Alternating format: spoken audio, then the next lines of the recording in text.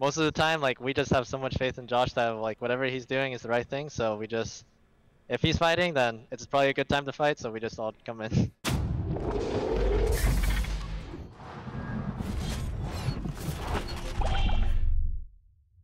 This is Azento from Esports Heaven, and I have here with me Soligo from Dignitas after a fucking banger against Evil Geniuses. I mean, dude, like, what is up with Dignitas games? You guys always have insane amounts of kills and just complete bangers in general. Nah, I think at least with our team compared to the other teams in LCS, I think we're just willing to take any single fight that we see, and even if it's not necessarily like guaranteed or like there's no like clear advantage for us that starts the fight, like for example the first river fight in the game. I mean we just all have faith in each other to win the fight, and we all believe that like we have good mechanics and that like we can overcome the other teams. I mean, speaking of that, and speaking of like going on the call and I guess acting in unison, this team reminds me of Cloud9 from last year, which was, you know, everyone was always backing up Blabber. Now instead, it's everyone's backing up Dardoch. Like, you guys seem really in unison. Is that how it is? Like, do you guys just jump on any call that he makes? Yeah, pretty much. So the way that our communication structure works is that it's usually in the early game it starts with Josh making a call, and then like all of the laners like calling whether or not they're going to be able to follow it up, and it's like most of the time like we just have so much faith in Josh that like whatever he's doing is the right thing. So we just, if he's fighting, then it's probably a good time to fight. So we just all come in. Speaking of backing up Dardoch, there was a heavy emphasis on scuttle crabs this game. I mean, what are your thoughts on, I guess, mid laners sacrificing a bit for your lane to try and help your jungler secure scuttle crab? Well, usually scuttle crab isn't as dependent on mid prio. It's usually more dependent on the side lane prios, but especially in the control mage meta right now, it's not like the mages are that strong early game to have that big of an influence on like the level 3 Scuttlecrab fights. But I mean, sometimes it can be important, as like, for example, this game, if I'm able to get an advantage 1v1, like I did in Ristuzuke this game, then it does provide like a slight advantage, but it's usually not like the determining factor whether or not we get the scuttle. Yeah. You in particular performed really well this game, and I think kind of went a little unnoticed, especially near choke points. Your gravity field was doing fucking work. Like, you ended up getting 3 gravity fields next to the fight before you guys got Baron, that entire fight. So, like, how do you feel, I guess, about Victor's strength as a champion in the current meta?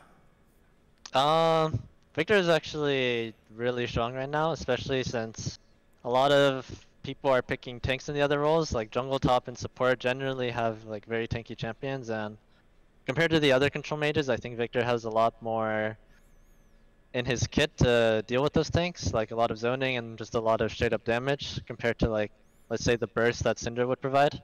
So I think Victor is definitely gonna be showing up more, and I think he's just a very strong champion right now.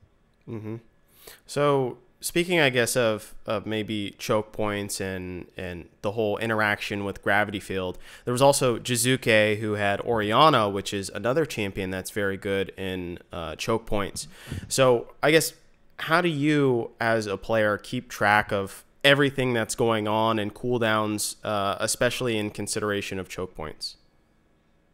For the most part, I think everyone is like has a very good idea, and they're self-aware of like all of the threats that they need to be careful of based on like whoever they're playing. Like, so let's say for example, like me and Neo, like we'll always have our eyes on like the enemy Renekton if he's like gonna flash W us, but like we're not necessarily gonna be keeping an eye out for like someone on their backline, like a Orianna ball maybe. But I think everyone has their own responsibility and like taking care of themselves in the team fight, and like there are some cases where like you'll hear one member screaming like, be careful of the Ori ball, be careful of the Ori ball," because like, I mean, it is easy to sometimes just forget about these things because like there's so much going on in a team fight, right? But I mean, I think we're all like for the most part pretty aware of like our roles in the team fights, and I think that helps with their team fight comps.